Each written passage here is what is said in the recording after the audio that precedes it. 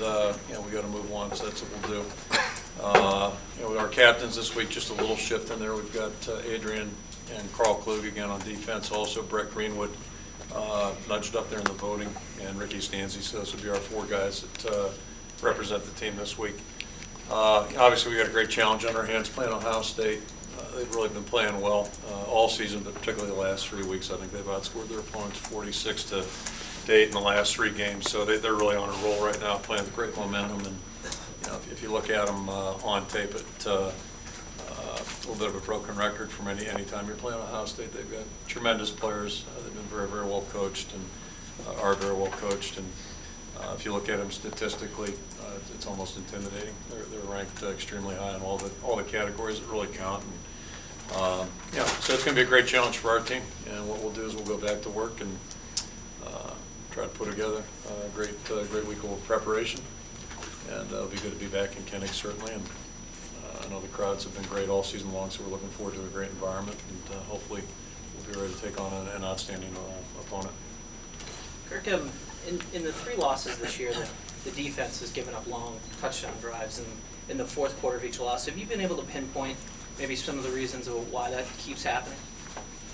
When get off the field. I mean, just it happens. And the other day was interesting. They drove the first series and then the last 2, so they had 3 possessions for touchdowns, and probably all of them at inopportune times. But it's just one of those things. They made enough plays to sustain a drive, and we couldn't get them off on 3rd down.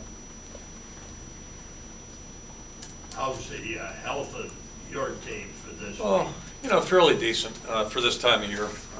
Probably the only news out of Saturday is it doesn't look good for Jeff Tarpinian. He got re-injured on Saturday, and that's unfortunate. You hate to get anybody injured, certainly, but for a senior especially, he's just had a tough year. We all had high expectations for Jeff, I think, for very valid reasons, and it's been a real frustrating year for him. So realistically, I can't see him making it this week, probably not next week, and hopefully he'll be healthy to play in the bowl game. That's what we're all keeping our fingers crossed there. Outside of that, I think we're doing okay. Have you identified the reasons for the 3rd down issues? Well, they made plays, and one thing I don't want to spend all day talking about last week, but I think everybody ought to give their quarterback some credit. That's one of the better quarterbacks we've played against in 12 years. Quarterback performances. First of all, he's a good player coming in, but what he did Saturday was, I thought pretty impressive. So, to me it starts, they've got a good football team. I said that a week ago. And the quarterback, we had great respect for him, as I mentioned.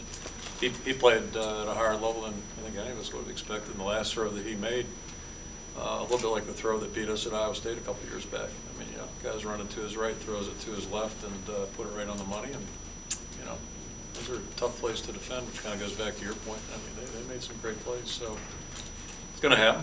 And, the more you get off on 3rd down, the better off you're going to be, and the more you stay out there. And that was a big part of the game the other day, too. If you wanted me to pinpoint one thing more so than the drives, would be our inability to convert on 3rd down. We put ourselves in a lot of bad situations during the course of the game, and 3rd and longs are tough to convert. 3rd and 10s, 3rd and 16s.